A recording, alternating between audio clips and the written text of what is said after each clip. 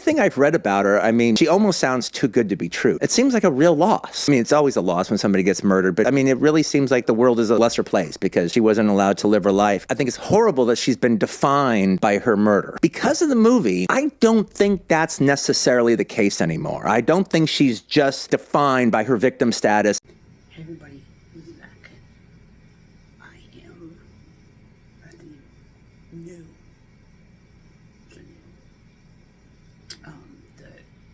Corridor Clinic today. I'm going to be shaking you back.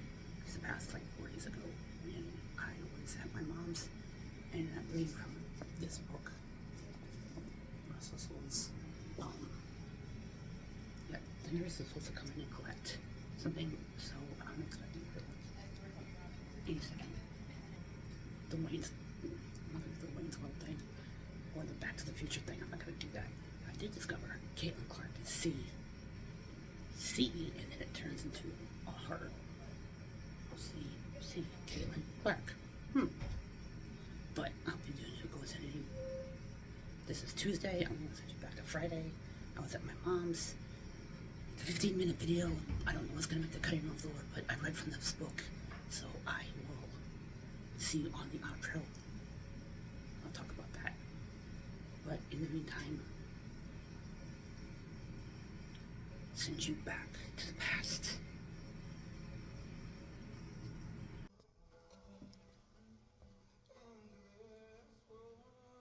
Ike.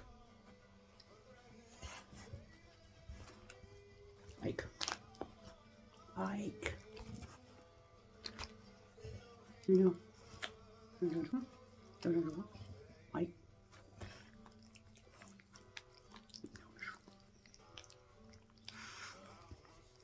We're going to read the book, Restless Souls. This is the book about Sharon Tate. This is the one that changed my life. Hopefully, an introduction from the hospital.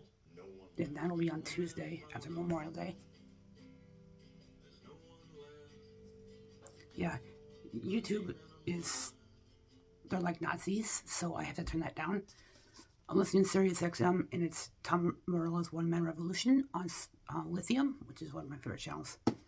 So, I'm going to read two excerpts. I'm going to read the eulogy from Sharon's funeral, and I'm going to read something that was, I think, it's a one-person narrative from a greenhouse the day of Sharon's funeral when one of the sisters was hiding from the media, of course, and a man steps in and she doesn't know his name, but there's clues. One, he was lean, tall, and blonde, and he used to hang around at Sharon Tate's house. There's only one person who fits that description, and that's Steve McQueen. That's who I think comes in. Yeah, I can make it through the eulogy without crying, but I cannot make it through that without crying. So, needless to say, I'll start with the eulogy, and then I will. That wasn't me, Ike.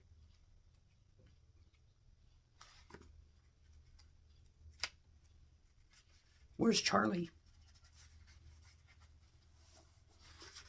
All right, so here we go. When Father O'Reilly stepped up to the pulpit, the room hushed to his softly commanding Irish voice. Death violently has come among us. It has cruelly taken Sharon from our midst. There is no need for me even to give the briefest detail of the circumstances of her passing. The facts are too painful to bear, even a single reference. The one question, however, that I must ask this morning, I ask it because I believe that we must do more than the passing of Sharon. Her life, the talent, the memory of her friendship calls to us to transcend our present sorrow. They demand that we engage in purposeful action to wrest some meaning from a senseless deed. We can do something, I believe, and we must. We are the only ones who can answer before God and man. My question then is this: what must we, the living, do to ensure that such a terrible thing will never happen again? What must we do to bring the world about a world where there will be no more hate, no more cruelty, and no more awful tragedy? We can strive to create a conditions where man can be more human, more caring, more compassionate. Those are some of the qualities that Sharon exhibited in her life. She was a fine and talented person. It would be a double tragedy if we gave away at this time to despair, though our hearts are heavy. The world has been given to us by God, though not as something ready-made and finished. We are not robots blindly following out a predetermined plan. It is left to us to determine what good or evil will come to this world. We create in every act of good that we do. We destroy in every act of evil we perform. We are, in short, free men, and being free, responsible as well. Each of us then must look into his own heart and see whether he has done good or evil in the part of the world that God has given him. To allow the goodness of Sharon's life must not be allowed to pass with her. To allow this to happen would be betray her and the memory of her, which has called us here this morning. In God's name, let us put our hands to the task and our talents to the cause of right and good. With that, I am a man of hope. To conclude, I shall paraphrase the prayer from the liturgy of the Church of the Dead. Goodbye, Sharon. May the angels take you into paradise. May the martyrs come to welcome you on your way. May we cherish your memory and the goodness that was yours. And may we do more. May we strive with all our might to make this world fit for men and even angels. While we are all poorer for your passing, we are also the richer for having known you. And as with Lazarus, who was once poor, but now is rich, may you have rest everlasting. Amen. That was the eulogy that Father gave from Sharon's funeral. So this is one of the sisters is describing what happened between her and Steve McQueen. And Steve McQueen did not go to the funeral, but I guess he stood outside because he was here. So this is my one person. I don't know which sister this is. On a bench with glass walls, I pulled my knees up to the blanket my eyes.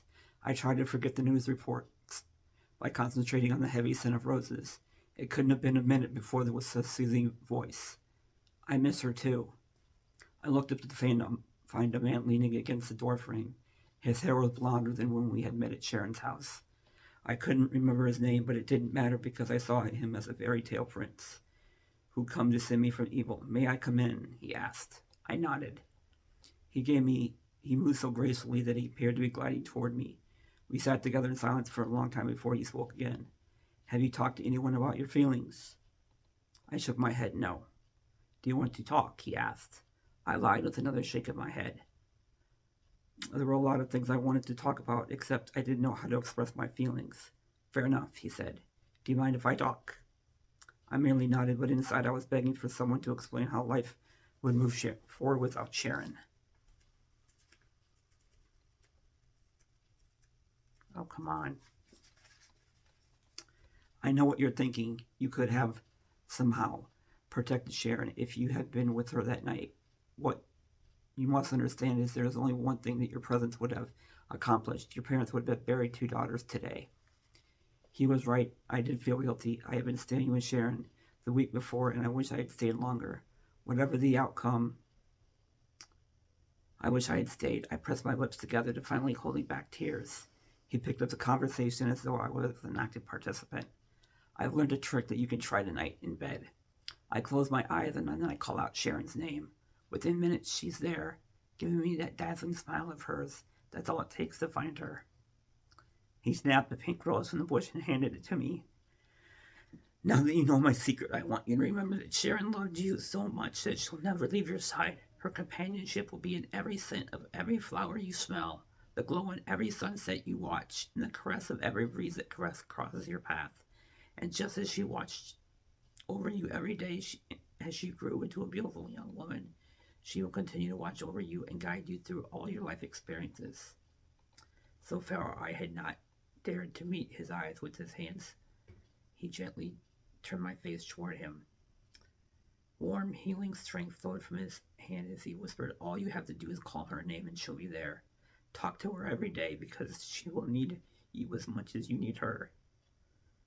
His thoughts could console me so soon. Nevertheless, I held dearly to this brief encounter.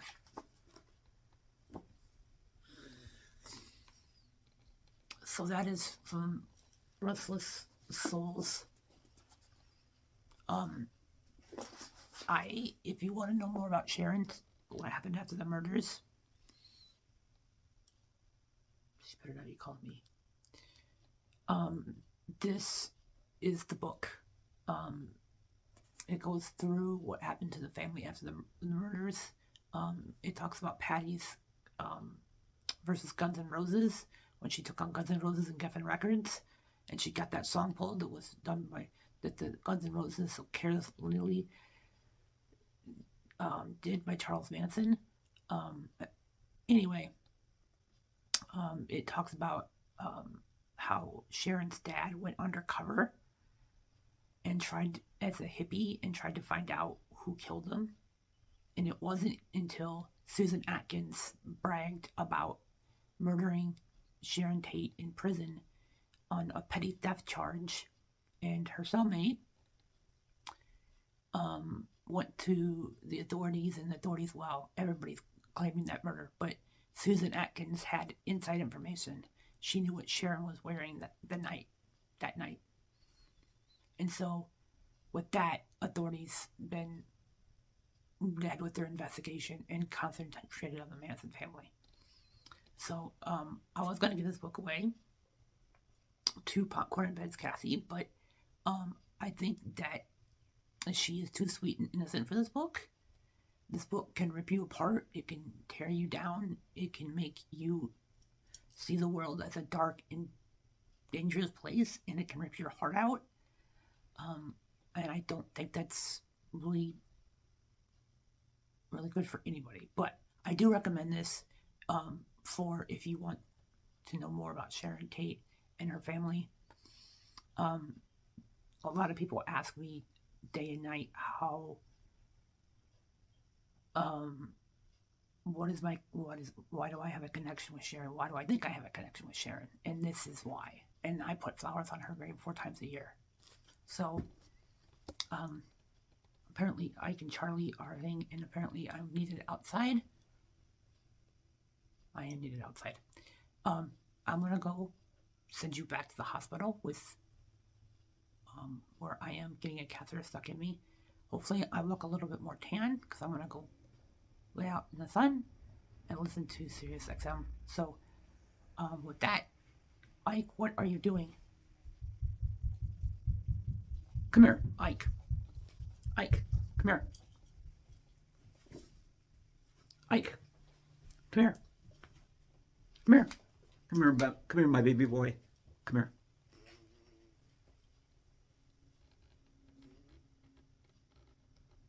Ike. Ike. Ike. Is that Charlie I hear? Has Charlie come out for a visit?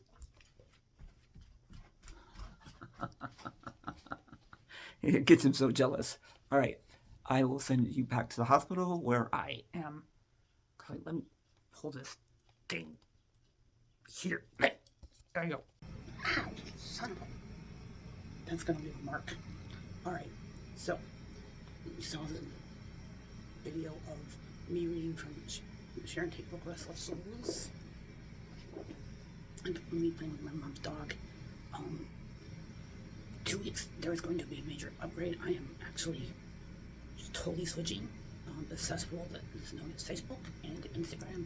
There will be upgrades, probably with Eva and I together. I have to make sure all my ducks are all with Social Security. They do work for the new Reich, or the new Nazi regime that is our U.S. government. So I'm going to go through what happened in 2016, 2017, how I lost everything and then built my life back up, and to who I am today, that Sharon Tate actually made me the person I am today. I often ask myself, what would Sharon do? She has humbled me. She has her life, her beauty, her elegant classiness. So I will go through all that and more. So you will see pictures of Eva and I together on Instagram and Facebook. There will be videos, lots of stuff. There will be major upgrades. So look for that coming up. Or not, it's up to you. I don't really honestly care. I do honestly care, but I don't really. I'm on my neighbor block in 2 weeks, so they're prepping for that. I have to go get blood collected. Not again. So she's just doing another nerve block, so it's no big deal. I've had these like 100 times, and she's starting to wean them down, definitely. Yeah, it's no big deal. So I will be here after my nerve block on Tuesday the 10th, I believe. So 2 weeks from today. I hope you enjoyed my other video, but like I said, in 2 weeks, 2016, 2017, I went through a major life change, and it's taken me a long time to build my life back up. And now, because of Social Security and my benefits and this and that, I will be changing it. Everything's being changed. So look for that in 2 weeks. Otherwise, I will see you all guys much later. I hope you enjoyed the other video. Like I said, I have to cut this down to, oh God, I don't know what I want to do, because it's done already on the cutting room floor. So it was my mom's dog, Ike, we met, who did a very, very naughty thing on Sunday. But anyway, I will be talking to you all much later. Have a great 2 weeks. Look for upgrades to my social media pages. Accessible known as Facebook and Instagram, and anything else where you borrow or steal music. No, that's not right. That's Grant Random talking. Sirius XM DJ in the afternoon. He's too funny. Anyway, so yeah, I'm going through a major life change. They discovered I had autism in 2019. So that and a whole lot more. I will see you guys all much later. Bye.